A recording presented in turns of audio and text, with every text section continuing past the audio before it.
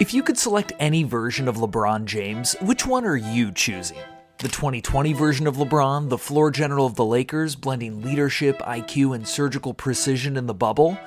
What about the 2007 LeBron, the raw athletic freak who dragged a garbage Cavs supporting cast to the finals on pure willpower? Or how about 2016 LeBron, the relentless two-way monster who pulled off the greatest comeback in NBA history? You really can't go wrong with any of them. But without question, I'm taking 2012 LeBron. His combination of raw athleticism, lockdown defense, ruthless efficiency, and a no-nonsense killer instinct was something we had never seen before. It was the version of LeBron that silenced every single critic, the version that finally broke through, and the version that let the entire league know he was done playing around.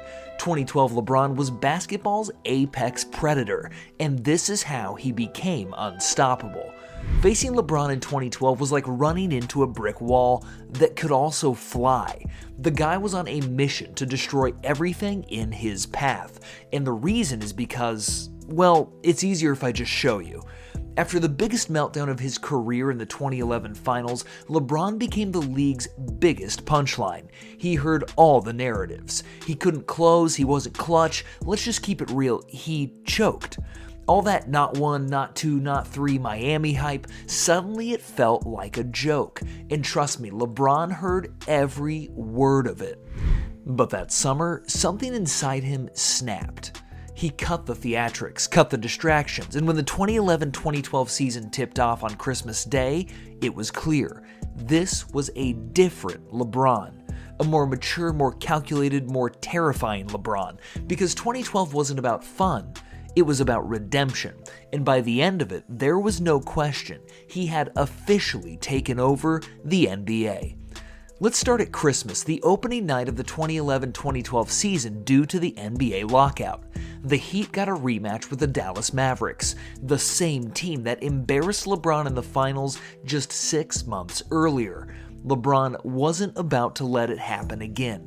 From the opening tip, he came out possessed. He dropped 37 points, grabbed 10 rebounds, and dished 6 assists in a dominant win. No smiles, no celebrations, just pure vengeance. It wasn't just a regular season game, it was a message. He was here to get revenge and destroy everyone in his way.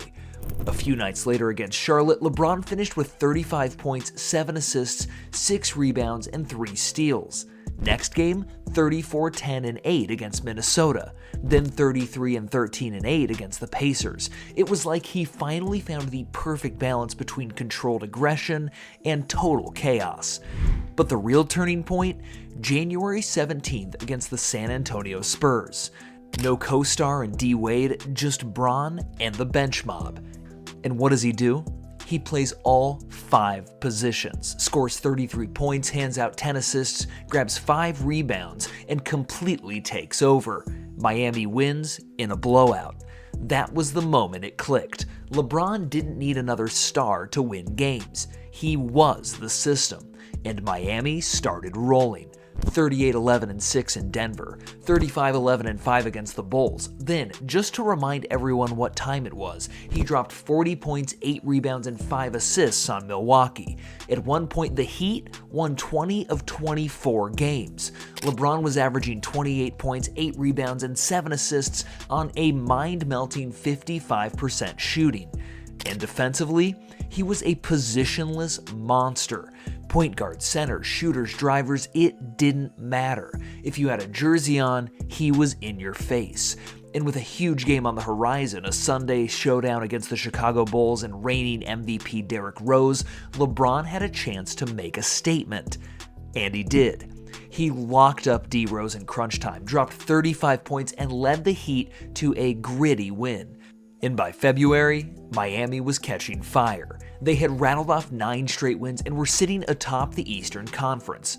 And LeBron, he was putting on an all-time efficiency clinic, nearly 30 a night on over 55% shooting. He wasn't just in the MVP conversation, he was the MVP frontrunner. No debate. Miami was peaking, LeBron was dominating, and the demons of 2011 were starting to fade. But critics still didn't believe in LeBron just yet. They still had hate to give. Critics started whispering again. Was the 2011 collapse really behind him? Could he close when it mattered? Was this really his league? And as the season continued to cruise along, LeBron kicked it into another gear. From March onward, he was a machine, averaging 30 points, 9 boards, 6 assists, and a block per game on nearly 60% shooting. He was playing chess while everyone else was playing checkers. Step-back threes, backdoor cuts, post-up fadeaways, chase-down blocks. He did everything. He had a run of 6 straight 30-point games, and against the Nets in early April, he put up a casual 37 points, 7 assists, and 6 boards in just 3 quarters. LeBron's dominance wasn't just about stats, it was the way he was doing it. Effortless, efficient, inevitable. He was defending all 5 positions, leading fast breaks, orchestrating the half-court, all while being the most unstoppable scorer in the league. By season's end, the Heat were locked in as the 2nd seed, and LeBron, he had put together the most complete season of his career. 27 points, 8 rebounds, 6 assists, 1.9 steals, 53% from the field. And this time, there was no question who the MVP was. LeBron James won in a landslide. It was his 3rd regular season MVP, and the most convincing one yet.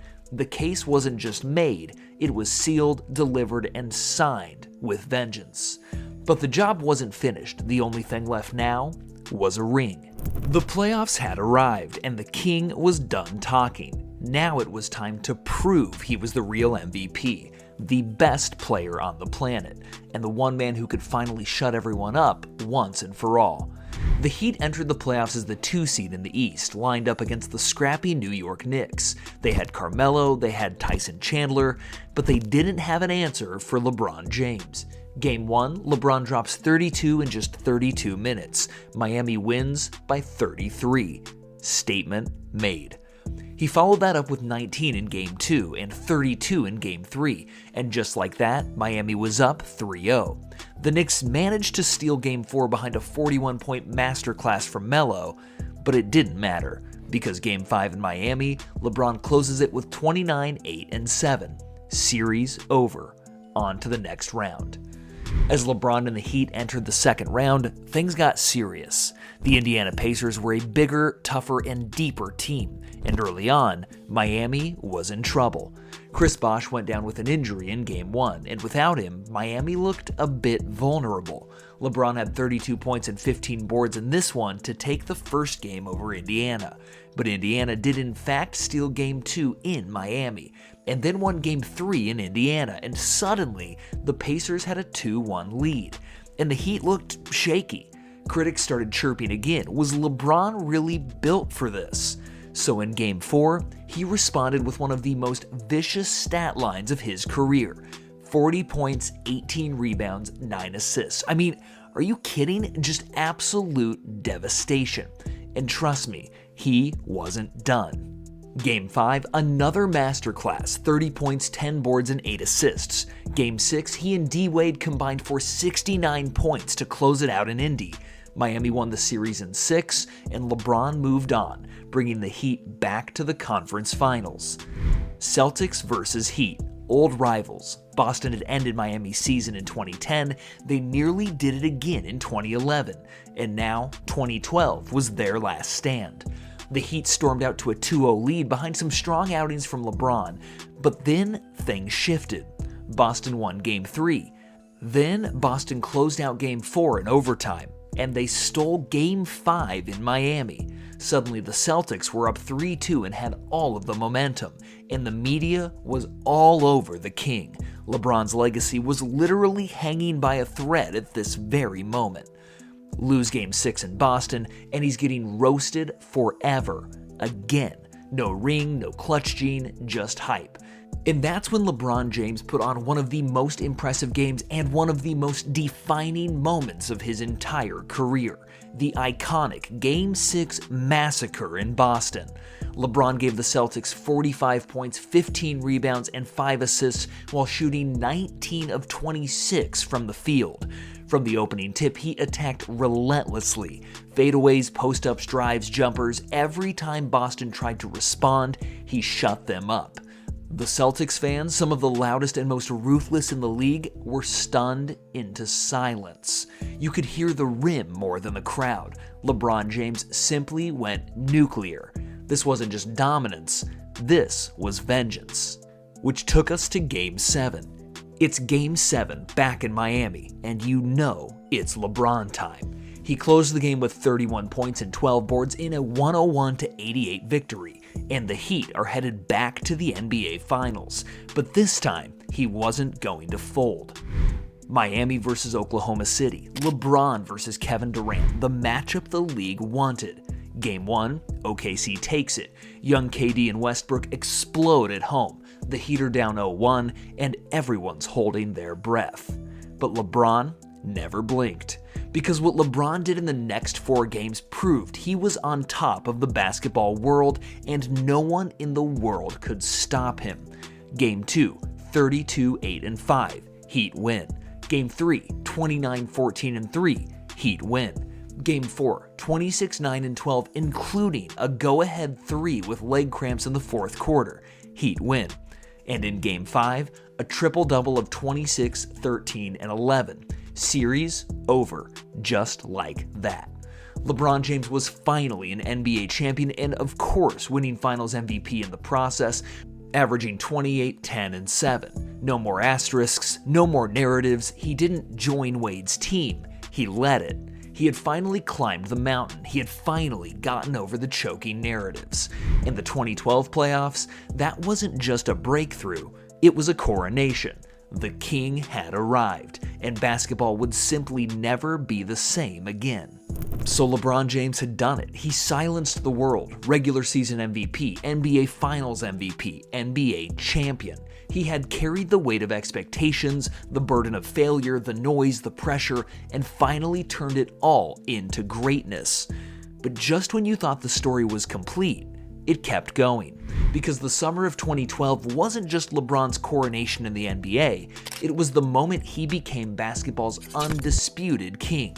With barely a month to breathe after winning his first ring, LeBron laced up again, this time in red, white, and blue. The mission? Lead Team USA to gold in the London Olympics. And he didn't just lead, he orchestrated. Gone was the LeBron who hesitated in big moments. Gone was the LeBron who deferred. What you saw in London was a fully formed basketball genius at the peak of his powers. The roster was stacked. Kobe, KD, Melo, CP3. But LeBron, he was the engine, the glue, the leader. He did everything. Run point, guarded every position, controlled the tempo. Whatever the team needed, he delivered. In the opening rounds, he played chess while the world played checkers. He'd score 8 but dominate the game off the stat sheet. He'd drop 11 and you'd swear he had 30. Then in the semifinals against Argentina, he decided to remind everyone he's still that guy. He drained 5 threes in the second half and slammed the door shut. And in the gold medal game against Spain, he finishes with 19 points, including a clutch dagger with 2 minutes left to ice the game. Another gold for Team USA, another moment of dominance for LeBron. MVP, Finals MVP, NBA champion, Olympic gold medalist, all in the same calendar year. You want perfection? This was it. No one had ever done it quite like that before, and maybe no one ever will again. 2012 wasn't just a bounce back, it wasn't just a breakthrough, it was the year LeBron James reached basketball nirvana. Physically unstoppable, mentally unshakable, completely in control. He didn't just win in 2012, he was complete and utter perfection. And from that point forward, there was no longer a debate. LeBron James was the best player in the world, and for one golden year, he might have been the most perfect basketball player we've ever seen. So here's the question. Is 2012 LeBron the greatest peak we've ever seen from any player? Better than 91 Jordan, better than 2000 Shaq, or even 2016 Steph? It's hard to argue against it. In 1 year, LeBron captured the MVP, his first ring, Finals MVP, Olympic gold, and delivered one of the most complete and dominant all-around seasons in NBA history. He scored, passed, defended, led, and evolved all at the same time. He didn't just silence the critics, he overwhelmed them.